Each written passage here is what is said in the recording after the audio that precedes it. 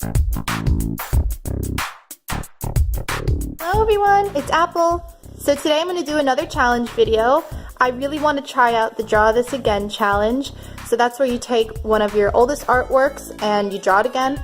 This was my very first drawing that was done in the anime style, so I really want to try remaking it and see how much I've improved over time. I think I did this one a little over 10 years ago, so we're just going to see what the change is. Hopefully there's a change. That would be bad if there was no change in 10 years. Alright, let's start. So I guess I'll talk a bit about my thought process while drawing this. So because this was a drawing from 2007, that was over 10 years ago. It was right when I started to learn how to draw anime. I was really interested at the time in, I think, different animes like Tokyo Mew Mew I used to watch a lot. I used to watch Lucky Star, Melancholy of Haruhi Suzumiya, if you guys have heard any of those. And I was really inspired to start drawing like that. So I would look up a bunch of tutorials on how to draw hands, eyes, faces, things like that, basics. And I think at the time I thought it was amazing, but looking back, I really needed a lot of practice. So this drawing was just a really, really basic pose, hands behind the back. I didn't know how to draw hands at all, so what do you do when you can't draw them? You hide them. So that's why I'm not a huge fan of the pose, but I wanted to stay true to what the original was. I think the only thing that I ended up changing in this drawing, I fixed the bow because I didn't know how to draw bows back then, and it looks kind of weird the way in the original, the way it was like giant loops rather than an actual bow. So I fixed that up a bit and I got rid of the long ribbons on it. And then for the tail, I moved it to the other side of her just because I thought it looked better in this drawing. I fixed up the way I drew the anatomy because in the original drawing, you could see almost her entire body, yet her head was still really huge, which is not how it should look proportionally. So I tried to fix that up and make it more proportionate to how she would look if this was a portrait of her, with her head taking up most of the page, which is how I like to draw the portraits with, I really like drawing big eyes and like big rosy cheeks, things like that. So I tried to add a lot of my touches that I use today and really try to show my style now as compared to the way it was back then.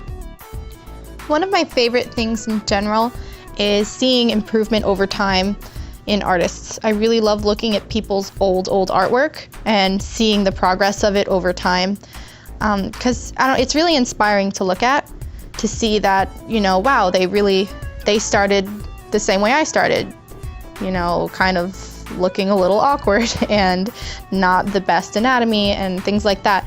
And then you can really see what a lot of practice will do, years and years of practice. So that's one reason that I mainly like looking at improvement art, is just the inspiration that it gives me.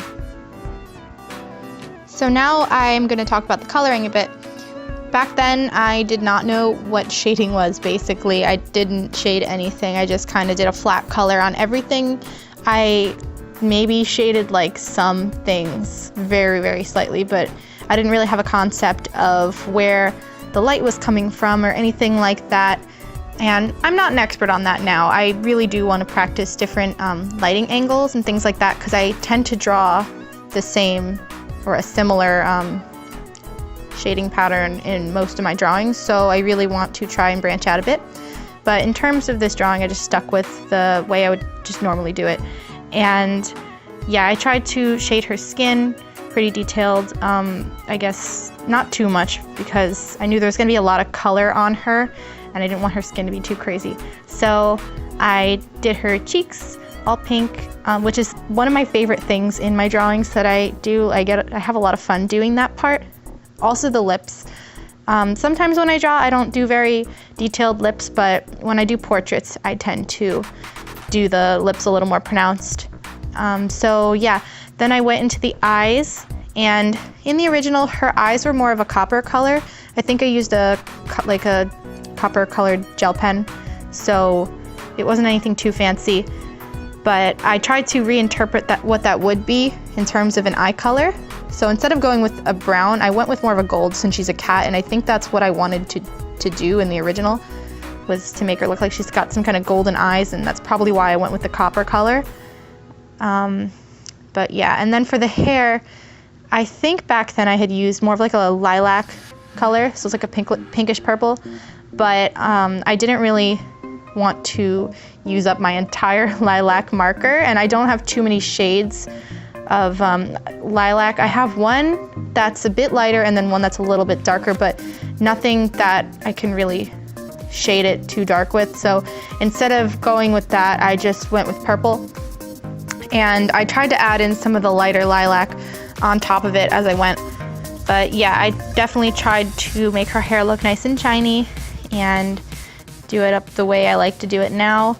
Again, I really wanted it to show the difference in my improvement from 2007 until now in terms of my coloring style.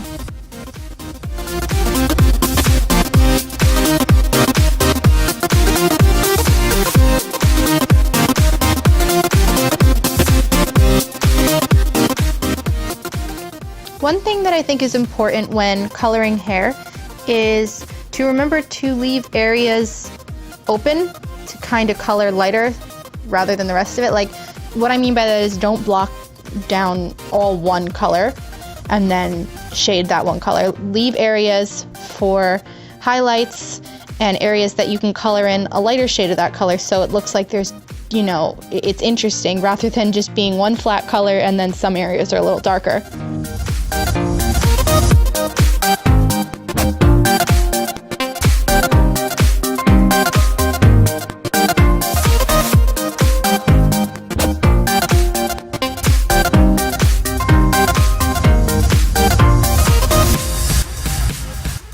One thing that I think is really important when shading also is to use at least, I guess I would say at least minimum 3 different colors when you're shading something. So if you've got, like as you can see with the ears, I've got the orange that I put down, and then I put down a brownish color to shade it.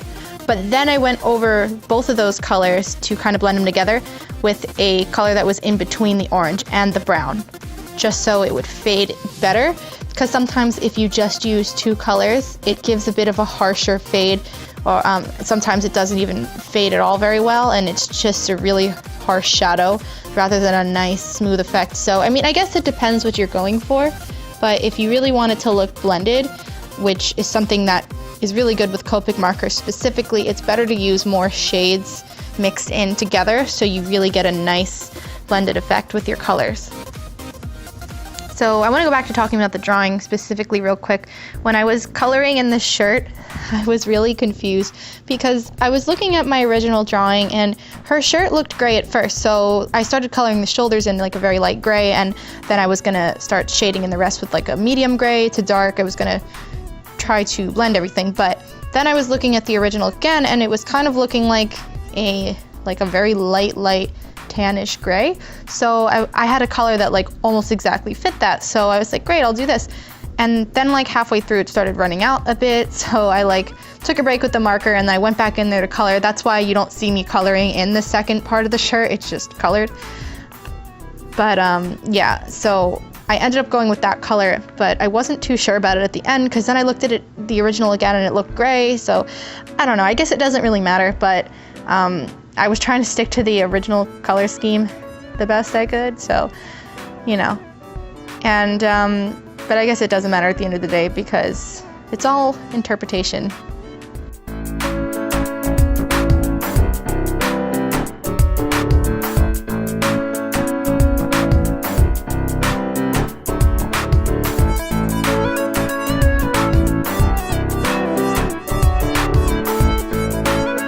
That was my Draw This Again challenge. This was really fun. I tried to match the colors as best as I could on the newer version, obviously changing some of the tones based on what I think I was going for back in 2007.